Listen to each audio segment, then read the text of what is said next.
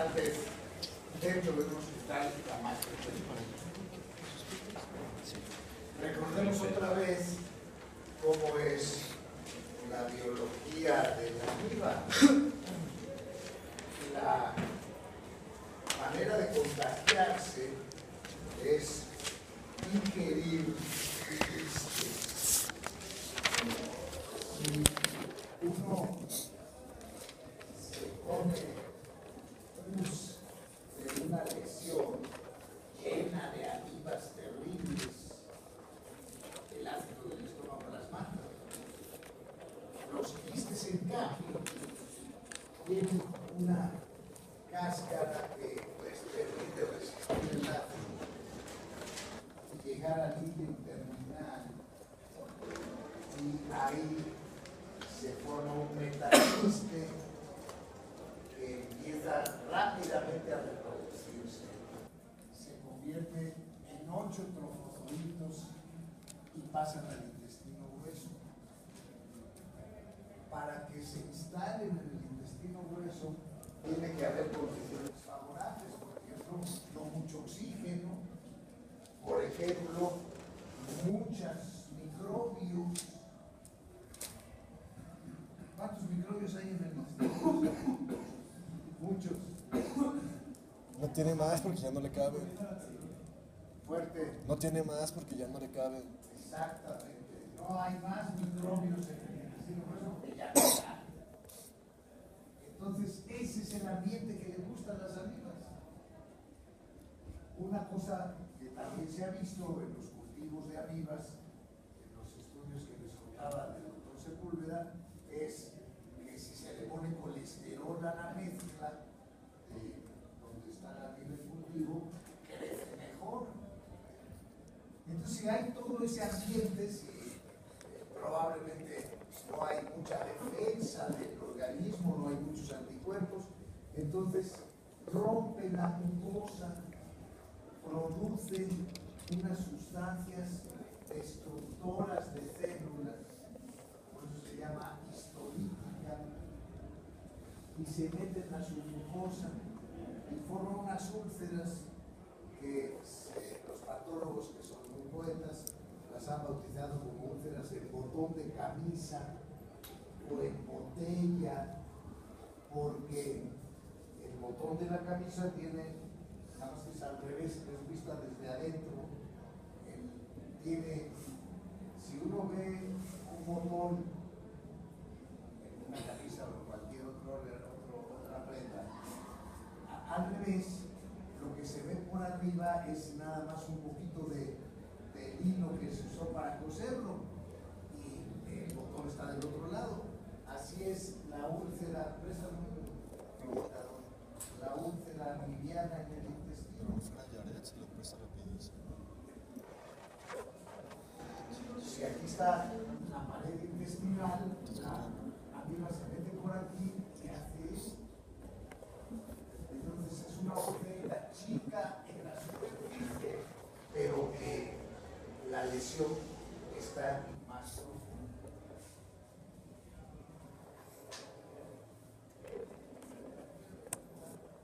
¿Por qué algunas amibas se quedan ahí y causan daño tan grande que puede matar al paciente en el colon y nunca pasan al hígado? Cosas. Otras amibas más aventureras se meten a la sangre de la vena porta y se van al hígado.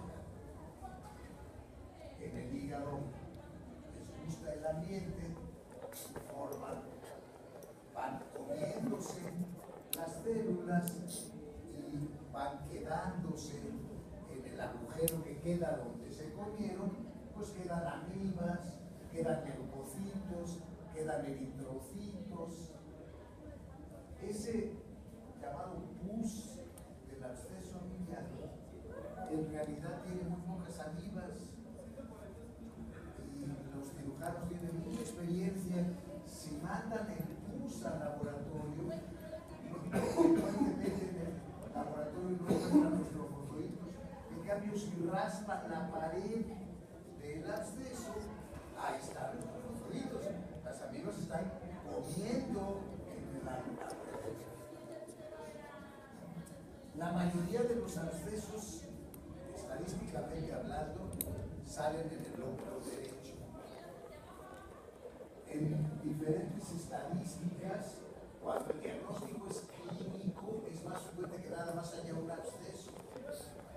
Pero cuando el diagnóstico lo hace el patólogo o con los métodos modernos de imagen, se ha visto que es frecuente que haya más de uno. No se sabe por qué se van más al lado derecho, en parte porque es más grande que el izquierdo, y tal vez porque si se analiza toda la sangre que viene de la vena porta, una mayor cantidad termina en el lóbulo derecho.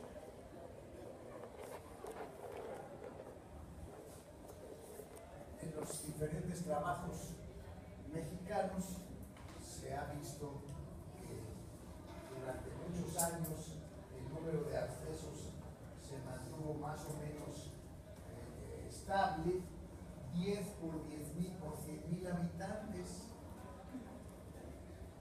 Eso sería 100 por 1.000.000, 1.000 por 100 millones. Pero últimamente se reportan menos casos. Por otro lado, la edad a la que se reporta el absceso es en general en la juventud y en la edad adulta productiva, y es mucho más raro en los extremos del mundo. Entonces es una lesión bien limitada de un contenido que al principio es semilíquido y conforme pasan los días se va haciendo líquido, de color café, lo que llamaban los cirujanos pus achocolatado, luego se pone medio rojizo amarillento. Es pedazos de hígado muerto con muchos leucocitos, con sangre, y contiene muy pocos glóbulos blancos. La otra cosa importante es que prácticamente nunca tiene bacterias. Es muy raro que se infecte.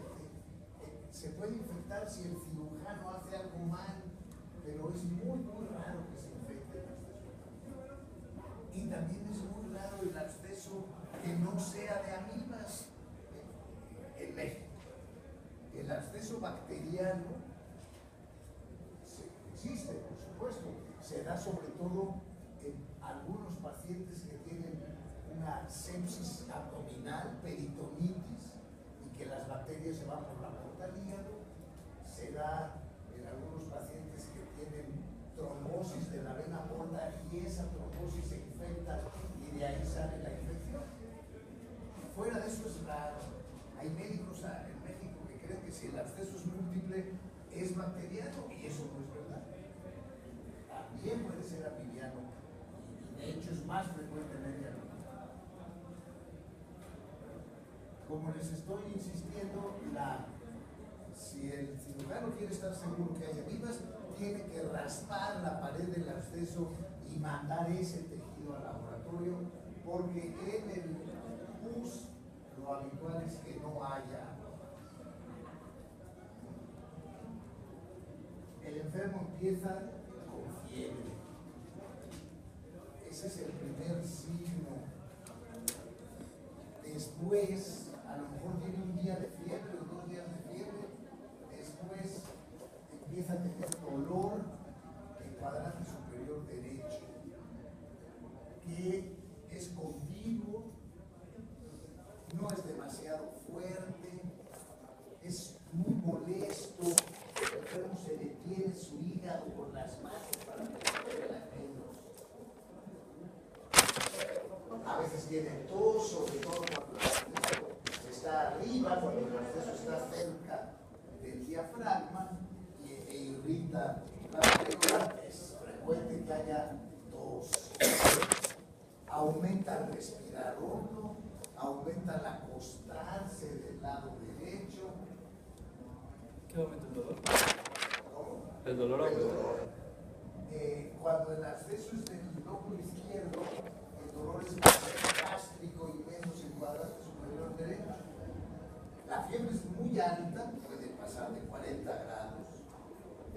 en agujas. Esa es la fiebre típica de pus dentro del cuerpo. ¿Qué es la fiebre en agujas? Doctor Luis Alonso Caudillo Rodríguez. Cuando les hablaron de signos y síntomas, seguramente les hablaron de los diferentes tipos de fiebre. La fiebre en pintura. Sube y baja. No, es ondulante, güey. Fuerte, sin miedo. Eso es cuando basta, prenda. Digas lo que digas, no te De va hecho, a esa pasar pregunta nada, de ayer. no corres Ponle peligro. una aguja.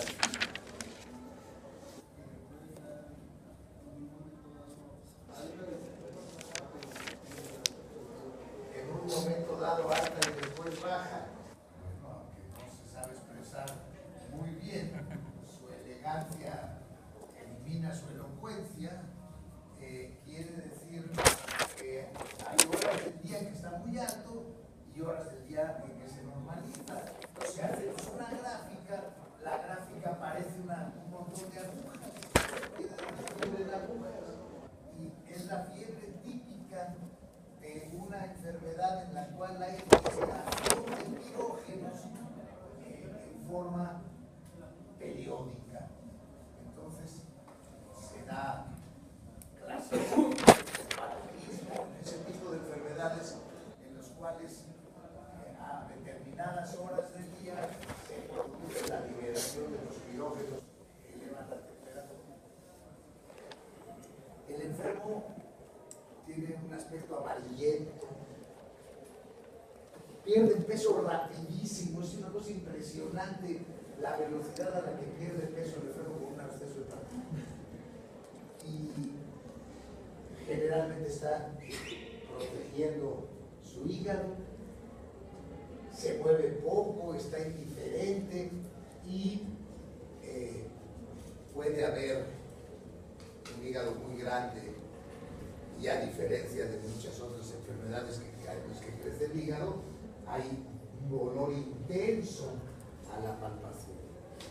Y además hay dos maniobras que causan dolor que no lo causan en otras enfermedades, que son la digitopresión y la puñopercusión. ¿Qué es eso, ex jefe? ¿Qué es la digitopresión? Pues apretar con los dedos. Con todos los dedos y además haciendo No, puño percusión. con un solo dedo, Sí. intercostal, y duele mucho. ¿Y la puñopercusión? Pues pegar con el puño, pero poniendo la mano de Eso, ese es dolor en la puñopercusión. Y es importante que no sea una maniobra muy brusca, que sea suave para que tenga valor el signo. A la auscultación puede haber los ruidos respiratorios de la base derecha estar apagados.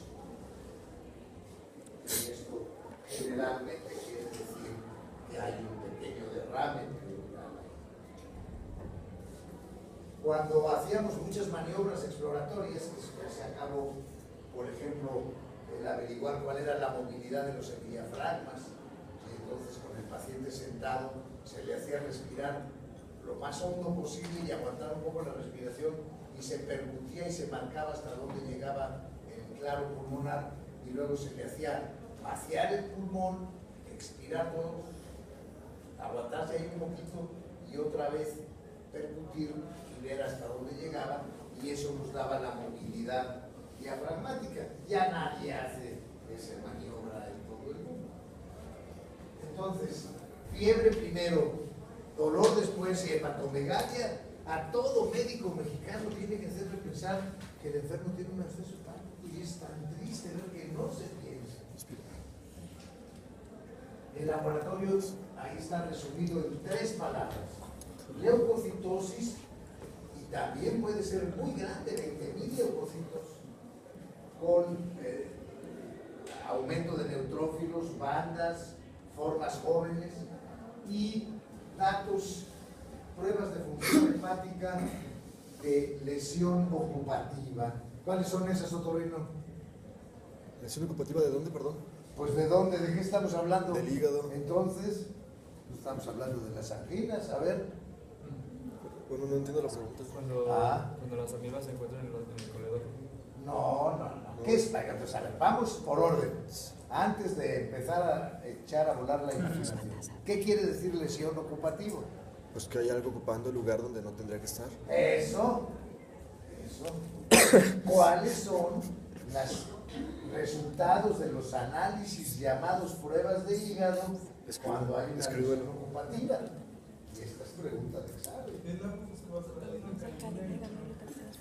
Las que más se elevan son la fosfatasa alcalina y la gamma-glutamitraspeptidasa. GGTP. Y en cambio se elevan poco las transaminasas, o sea, la ALT, AST se elevan poco y se eleva poco la bilirrubina. Eso es el patrón de pruebas hepáticas de lesión ocupativa. Lo he estado repitiendo 15 veces. Cuando estaba de moda el absceso hepático, se buscaban diferentes métodos de diagnóstico y el doctor Sepúlveda puso de moda la búsqueda de anticuerpos antiamibianos por contrainmunoelectroforesis. Llegando yo a Irapuato, el químico Gil era un entusiasta que tenía su laboratorio en Salamanca y decidió venirse a Irapuato. Él vivía en Irapuato, estaba en Salamanca porque durante años Pemex le subrogó el laboratorio del hospital de Pemex a él, y entonces le convenía tener un laboratorio privado y trabajar además para Pemex, ahí juntito al viejo hospital. Pero Pemex iba a construir un hospital nuevo y por supuesto iba a tener laboratorio, y entonces cuando se abrió la torre médica se vino para acá y llegó con un entusiasmo bárbaro. Y yo venía llegando también de México y hicimos un trabajo probando anticuerpos antiamibianos por contrainmunoelectroforesis en enfermos con absceso hepático y con disentería amibiana. Juntamos como 50 en un año, 50 abscesos, y demostramos, lo presenté en un congreso, el doctor Sepúlveda se ofendió, porque demostré lo que es obvio, que es que si no han pasado cuando menos 10 días del cuadro, pues los anticuerpos rara vez están elevados. Y entonces la sensibilidad en mi estudio fue 50%. La especificidad sí fue alta, casi como el doctor Sepúlveda estudió algo así como 2000 abscesos. Y ahí encontró una sensibilidad como del 90% y una especificidad como del 97%. Pero cuando presenté estos datos, él se levantó y dijo que se ve que yo estaba usando un antígeno extranjero y que entonces no reaccionaban. Yo no quise discutir con él, pero es que él no estudiaba pacientes, él estudiaba suelos guardados en un refrigerador. Por eso estudió 2000.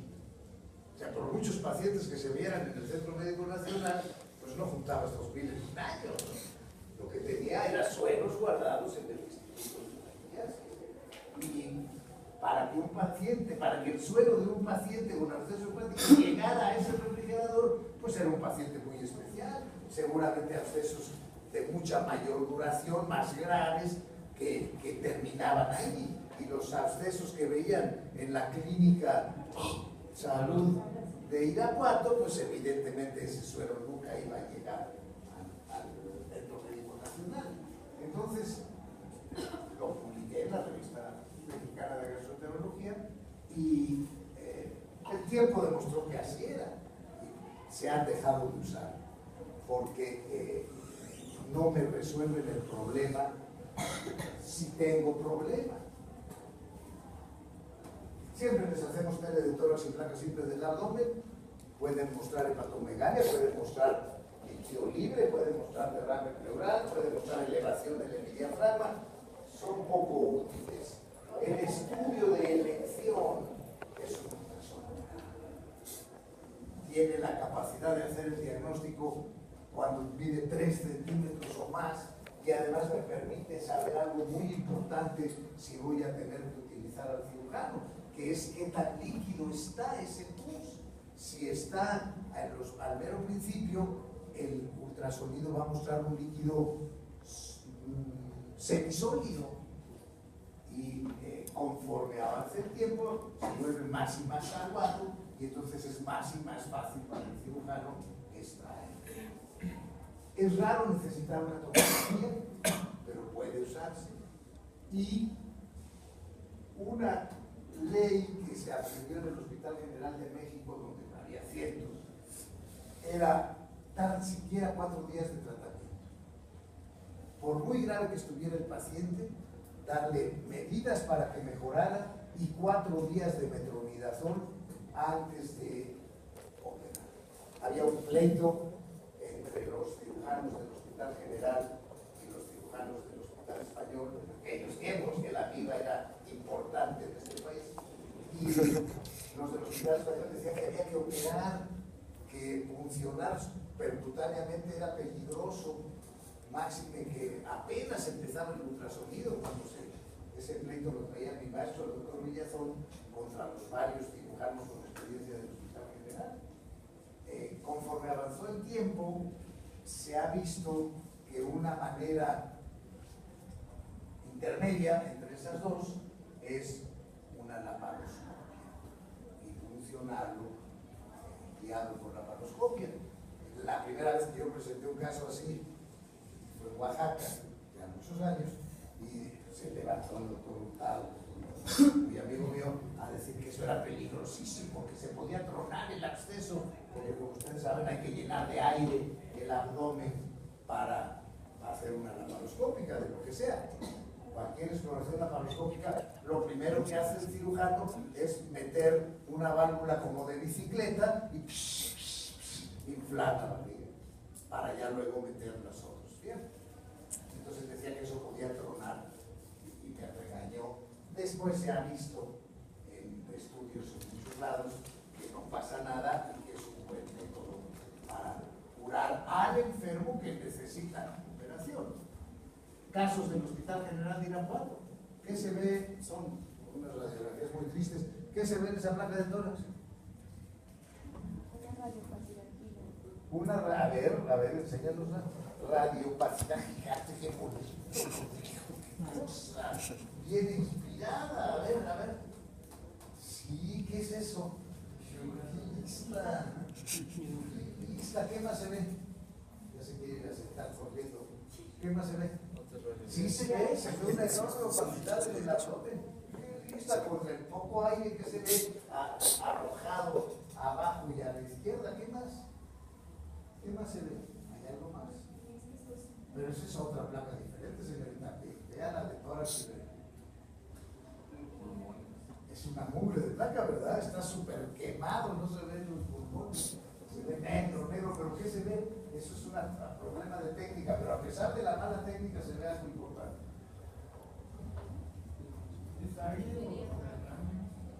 ¿Qué ve usted, señorita? En forma de balón de rugby. Parece que hay líquido peritoneal. Líquido peritoneal. Está difícil ver con esa opacidad si hay líquido. A lo mejor hay líquido. Pero donde sí hay líquido es en la pleura. Muchas gracias. Tienen la línea parabólica desde Aguasó. Hay una parábola de concavidad interna. Así no es como se ve el diafragma. Es el mismo enfermo. ¿Qué placa es esa? Tan horribles, ¿verdad? Pero así trabajan. Hay que trabajar como en la arena. Esta es una es anteroposterior y después de lo anterior. Qué interesante. ¿Por qué una tiene pulmones negros y otra entonces esto qué es? ¿Es de cúbito y de pie? ¿Es qué? De cúbito y de pie. De cúbito y de pie. Pues yo creo que esta quiso ser una tele de tórax o qué sé yo. O se ve que era muy chaparrito, a lo mejor era un niño, ya no me acuerdo. Porque es más bien una placa de cuerpo entero. Y la otra que es del abdomen. Es del abdomen. Y esto que ven aquí es remedios que usan los campesinos a base de plomo, una cosa. ¿Eso es blanco? Sí, que venden en las farmacias de los y también en las clapalerías, y que es remedio para el empacho. El plomo tiene plomo, no sé qué más tiene, es un polvito, y se lo toman y claro que se ponen bien, se curan. Este caso, en el trabajo ese de los antibióticos que también usé esos mismos pacientes para un trabajo sobre comparación de gamma, glutaminas, peptidas y fosfatasa alcalina. Este paciente llegó sin fiebre contra lo que siempre he dicho y dice todos los libros de que el primer dato es fiebre. Llegó prácticamente en choque séptico sin fiebre. Y como ven, no sabemos de qué es esta placa, nos imaginamos que es de abdomen.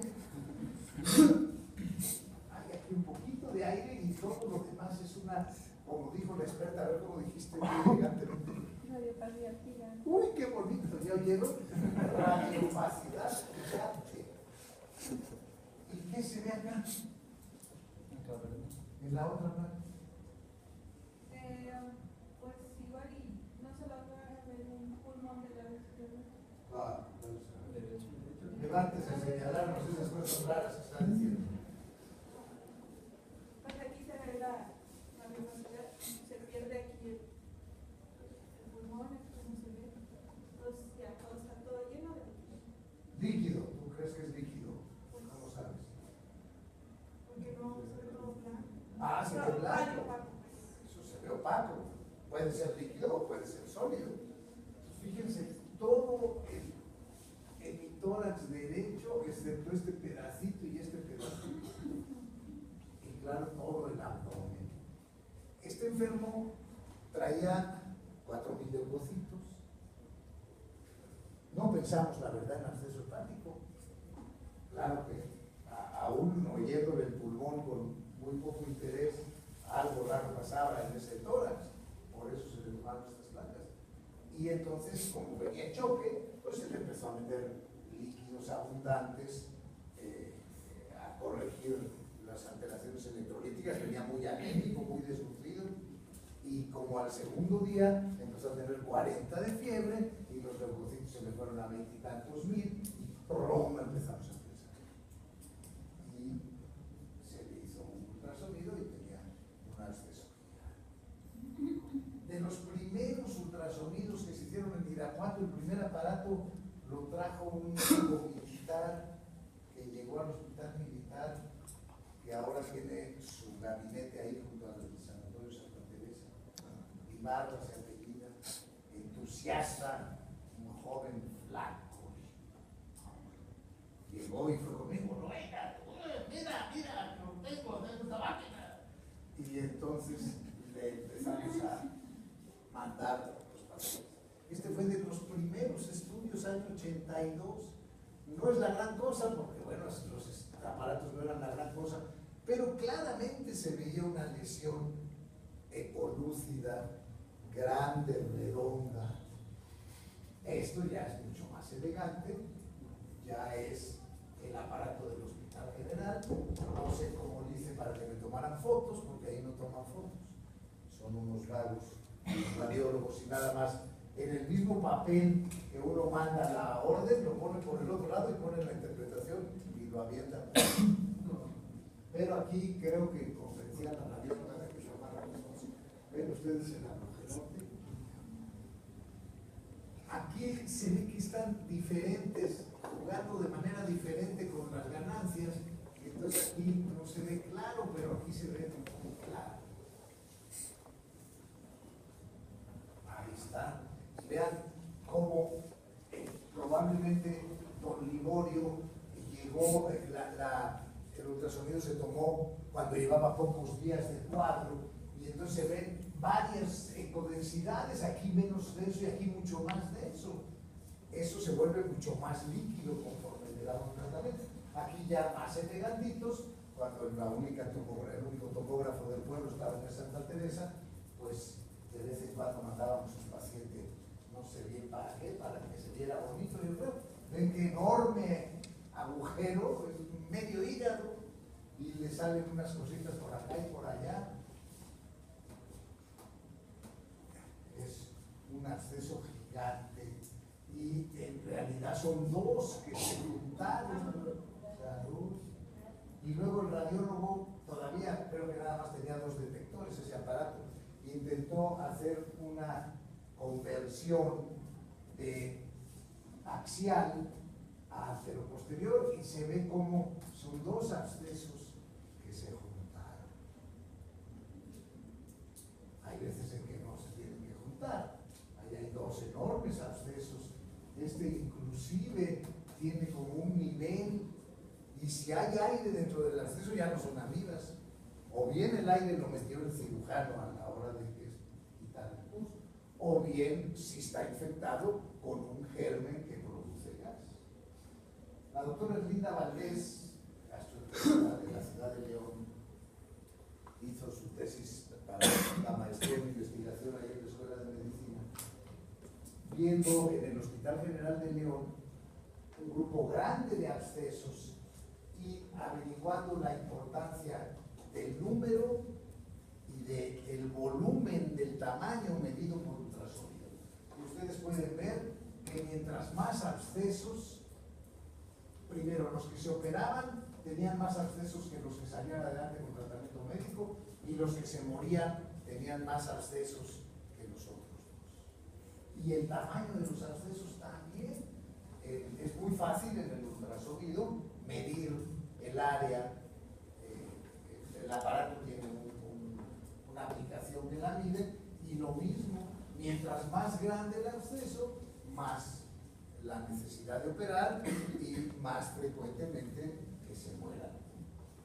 Este es un absceso gigante del Hospital General de México, que me lo llevé a un congreso en Europa, que me tocó hablar de amibas para pantallarlos. Esta es una autopsia y apenas abrieron la cavidad y ahí estaba. Y abrieron el hígado y era un agujerote que ocupaba medio hígado. Vamos a hablar de tratamiento.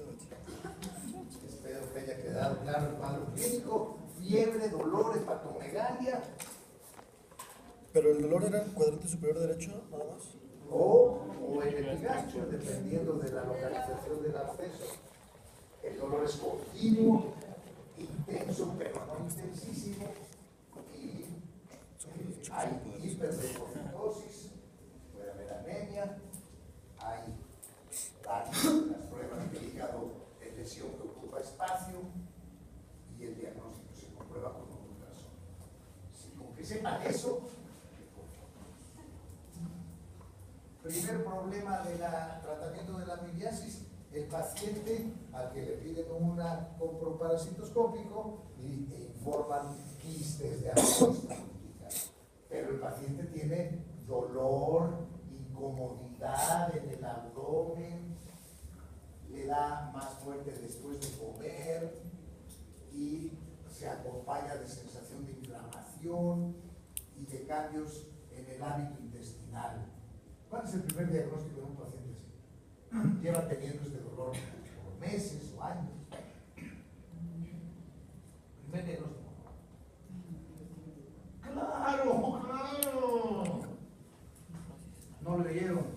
No hablas. Es que mira, como un suéter muy elegante, corbatita azul, pues no se rebaja en hablar. ¡Digan fuerte!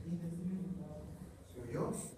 Intestino irritable, muy bien, muy bien. Ese es el diagnóstico primero que hay que pensar. Pero eso no piensa el alumno normal de Nogueira. Y entonces le pide copros. Y el copro dice quistes de amibis olímpica. ¿Y entonces qué hacer? Bueno, este señor en la India hizo un trabajo buenísimo con dinero de Suecia, de Suiza. Tomó a 3.536 personas de la población general y les pidió un poco de excremento e hizo un cultivo de amibas. Eso es carísimo. El cultivo se hizo en un laboratorio de Suiza y encontró que la población de Bangladesh, ¿es de Bangladesh? ¿Dónde dice? Abajo. En esa población de ese lugar de la India había casi 10% tenía quistes, tenía amibas, ¿no? Porque es por cultivo, tenía amiba histórica. La historia clínica no mostró diferencia entre los otros 2000 y tantos que no tenían y los que sí tenían en cuanto a síntomas. A 134 los dejó, no les hizo nada, nada más los siguió y cada 3 meses les hacía cultivos, un trabajo carísimo. Y nunca, en el año que duró el trabajo, nunca hubo un solo caso que se convirtiera de amibiasis luminal en amibiasis invasora. Y además, al año, después de 4 cultivos, salió negativo sin tratar. Es decir, como todo ser vivo, la amiba nace, crece, se reproduce y muere y se va. Vivió ahí como un comensal y se fue. Otro estudio, 627 pacientes en la consulta externa de un servicio de gastroenterología. Cultivo también 15%. ¿Por qué fueron más positivos en el servicio de gastro que en la población que andaba por la calle? Dormidos así como estas. Claro, porque si vas a un servicio de gastro porque tienes molestias, entonces eso ya te selecciona. Entonces era 15%. Pero lo mismo que en el otro estudio, no hubo diferencias. Y luego a estos, como estaban en un servicio de gastro, pues les hicieron una rectoscopia y les tomaron biopsia. No hubo diferencia. Las lesiones eran iguales o ausentes, tanto en los que tenían amibas como en los que no. Esto, más otro trabajo que hice yo en Pérez en Salamanca, mucho más modesto y que llegó a la misma conclusión, no hubo diferencia. Me ha hecho propalar por todos lados que no se debe tratar, que no hay razón para tratar al enfermo que tiene síntomas que no son de invasión amibiana. ¿Cuáles son los síntomas de invasión amibiana? Fiebre, dolor. ¿Está bien? Sí, puede ser. ¿Qué más? Anemia. Ah, bueno, tú estás hablando de absceso hepático, está bien. ¿Hay alguna otra manera de invadir de las amibas que no sea el hígado? Fuerte. ¿Y qué da? ¿Qué cuadro da? Diarrea. Diarrea, ¿Prurito? tal vez sí, tal vez no. ¿Qué? ¿Prurito? Prurito, no. ¿Cómo? No. No. Fuerte. Fuerte. Disentería, eso es lo que da disentería. Es una sola palabra. Ocupa muy poco lugar en el cerebro. Claro, se requiere una cosa. ¿Saben qué es disentería? ¿Qué es disentería? A ver, díganos en lugar de morirse de risa, ¿qué es disentería?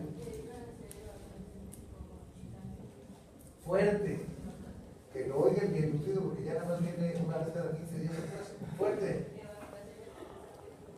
Eso es disentería. Entonces, si el paciente no tiene lo de diarrea que dijo el ex jefe, ayer o antier, no sé qué día lo discutimos, es posible que cause diarrea pura sin sangre, yo creo que no, pero en fin, sería aceptable que un enfermo que tenga diarrea y quistes de amiba se tratara. El mejor producto, y eso aparte de otros trabajos, hicimos uno en Salamanca que lo comprobó, que es la etofamida. El metronidazol no es bueno para los quistes, es mediocre, porque los quistes viven en la superficie de la mucosa y el metronidazol hace su efecto por vía sanguínea. En cambio, la etofamida no se absorbe, es un antiamibiano in vitro el mejor, pero no se absorbe. Entonces no sirve para la amibiasis invasora. Si se acuerdan ustedes, lo que hace la amiba, formar úlcera, el botón de camisa, pues está dentro de la mucosa, no está aquí en la piel, en la mucosa. Entonces la etofamida es el mejor, el nombre comercial en Quillas Quimos, es difícil de encontrar, no sé por qué, pero atiende un paciente que lo encontró. Se toma una pastilla en la mañana y una en la noche por 3 días. El mejor producto para la amigasis invasora es el metronidazol y sus derivados. 1,5 a 2 gramos al día de dosis divididas durante 10 días. El problema del metronidazol es que causa náusea, sabor metálico, dolor abdominal, vómito. Entre el 10 y el 20% de los pacientes lo toleran mal. Entonces es mejor el timidazol. El timidazol se da una sola dosis en la noche de 2 gramos, 4 tabletas de medio gramo, y el efecto es igual. O sea, es raro que recete uno metronidazol, excepto que estos días en México, en Irapuato, es difícil encontrar timidazol, porque yo no sé si hay algún problema con la importación o si los cambios en el precio del dólar. El hecho es que es difícil encontrarlo y en cambio metronidazol es mucho más fácil de encontrar. Pero yo en general ya no receto metronidazol, si puedo recetar timidazol, que es barato. El enfermo está grave, está en choque, vomita, hay que internarlo, que no tome nada por la boca. Si vomita mucho hay que pasarlo en la sonda nasogástrica. Hay que restablecerle la polemia adecuadamente y darle metronidazol intravenoso, 500 miligramos cada 12 horas, hasta que vuelva a tolerar la vía bucal. Entonces, si el paciente tiene un absceso hepático, es mejor darle el metronidazol o el timidazol por la boca. Pero claro, si no tolera, pues hay que dárselo por la vena. Eso es algo que no entienden los médicos de urgencias y los internistas. Es mejor por la boca que por la vena, si es posible. ¿Por qué es mejor? ¿A qué se le ocurre? ¿Por qué es mejor darlo por la boca que por la vena? Porque entra al hígado. Se Miren metaboliza. ustedes el otorrino 6 kilo. A ver, elabora ese pensamiento. Porque que llegó. tengo entendido que si entra sublingual va a entrar más rápido la metabolización del hígado. Bueno, no es sublingual, no es sublingual. Se entra la metabolización corta. ¿Ah, se la brinca? Ah. No es sublingual, Y se es pasa tragado y se va a absorber en el intestino delgado. ¿Y a dónde se va a ir? al hígado, corta. Todo al hígado. Sí. Todo absoluto. Claro, esa Perdón, es la perdón. inspiración. Perdón. El problema puede ser que fuera sublingual. Toda la sangre del intestino se va a la vena porta y entra toda al hígado. En cambio, si yo meto en la vena el producto, pues se distribuye por todo el cuerpo. ¿Sí está claro? Ahora, si no lo tolera el paciente, pues ni modo. Pero yo de entrada le doy por favor. Pensaba en ácidos. Tengo motivo. El enfermo con absceso hepático, pues hay que acordarse que puede estar grave y puede requerir terapia intensiva. Ese paciente debe, ya espero que quede claro, es mejor darle los antiarritmianos por la boca. Y si sigue con mucha fiebre, si sigue con datos de sepsis, con datos de respuesta inflamatoria y hasta 5 días de estar recibiendo buenas dosis de algún imidazólico, tomamos otro ultrasonido para ver si se ha licuado bastante el contenido y les hablamos a los científicos. Y hay que hagan lo que les dé la gana. Lo que yo trataba de conseguir es que hicieran una punción laparoscópica menos invasora que una laparotomía en un enfermo séptico grave. Y como les digo, en el Hospital General de México la experiencia era punción percutánea sin abrir al paciente, y con los métodos modernos se puede guiar por ultrasonido y pegarle perfectamente al acceso. Yo no soy cirujano y respeto lo que el cirujano tenga como experiencia, como mejor, porque eso va a ser lo que le va a ir mejor al paciente. Si el cirujano intenta algo que no sabe hacer, pues no le va a ir mejor. Entonces, lo que ha sucedido en estos tiempos es que si el diagnóstico se hace a tiempo, si el paciente se atiende con intención de terapia intensiva, si el cirujano está listo para cuando pasen el número de días suficientes. Si se da una dosis adecuada de medicamentos, es muy raro que se muera un paciente por absceso hepático. Y se siguen viendo, no 50 al año, era un hospitalito de 70 camas cuando se inauguró el Hospital General, y veíamos 50 abscesos al año. Ahora que me jubilé hace 2 años, pues a lo mejor veíamos 10 al año. Es más, hubo un tiempo en que veíamos muchos menos y como que últimamente volvieron a aumentar. Entonces sí existe, es muy importante el diagnóstico porque la oportunidad para el médico es muy grande. 2 gramos al día de metronidazol dividido en 3 dosis, 2 gramos al día de metronidazol juntos en la noche. Si no hay tolerancia, metronidazol intravenoso, empezar con 1 gramo al día, 1 cada 12 horas. Y yo creo que ya ni hay en el mercado de hidroemetina, que era el antiamiliano de elección antes de que existiera el metronidazol.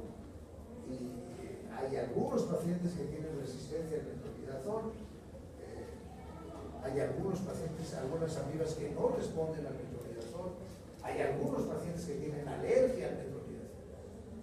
A esos pacientes se les aplica de hidrometina, que es una droga peligrosa que se tiene que saber manejar muy bien porque destruye el músculo cardíaco si la dosis es demasiado alta y causa infartos a la gente. Y a veces se equivocan los médicos y calculan mal la dosis y dan en lugar de 0.06, 0.6, o sea 10 veces más, y eso es muy malo. Y en niños hay que calcular la dosis con todo cuidado. Yo no sé si hay emetina, yo hace años que no la receta. Sepan que existe, o que existía, y que es mejor la de hidroemetina que la emetina, y que hay que manejarla con muchísimo cuidado. Últimamente han aparecido muchos derivados de los imidazólicos y hay una medicina que le van a uno a presionar al consultorio los representantes diciendo que con una sola dosis se erradica la amida. Es difícil de creer porque las amidas van a estar en diferentes tiempos de su evolución biológica dentro del intestino y que con una sola dosis acabe con todas. Yo francamente no lo creo, yo prefiero dar varias dosis. Es el semidazol el que anuncian los laboratorios como que con una sola dosis se cura la amibiasis. Y luego hay otros medicamentos que no son imidazólicos, que yo no sé si sirvan, yo nunca los he usado. Yo uso imidazólicos siempre, a ser posible imidazol. Esto es la etofamida y la quinfamida, que dicen que con una sola dosis se erradican y que son iguales que quimos para matar los quistes. El doctor Viaggi una vez tuvimos una discusión agria en un congreso de gastro diciendo que la manera de erradicarlo no dependía de las medidas de este tipo, sino de que nos tomáramos todos una pastilla de etofamida. Si matamos todas las amibas que están reproduciéndose por kilos, que son amibas que no están invadiendo, pero que son las que algunas se convertirán en invasoras, eliminamos la amibiasis. Pues sí, pero tenemos que ser el mismo día todos. Porque yo de nada sirve que a todos mis pacientes les dé. Tienen que ser 120 millones de mexicanos, por eso yo propuse que sea el 15 de septiembre, para que sea la independencia del mexicano contra las amibas, y todos en ese mismo momento tomamos las 2 pastillas. De otra manera, ¿cómo lo vamos a erradicar? Yo se la erradico a ella y mañana él se la vuelve a contagiar. Entonces, no es posible. Lo que sí se ha demostrado ampliamente es que las medidas de saneamiento ambiental sí tienen un efecto, y esto en Europa del Sur, en Portugal, en España, en Italia, en Grecia, en Turquía, había muchísima amibiasis a principios del siglo XX, y cuando la población toda tuvo agua entubada, potable, no contaminada y un drenaje para las excretas separado de las fuentes de avenamiento de agua, la amibiasis se convirtió prácticamente en algo extinto. Esto fue lo que en 99, según el doctor Bernal, tenía la población mexicana. Solo la mitad tenía agua entubada, solo el 30% agua potable, solo el 50% agua no contaminada y solo el 63% contaba con drenaje, y los demás tenían que hacer sus necesidades al aire libre. Ojalá el examen sea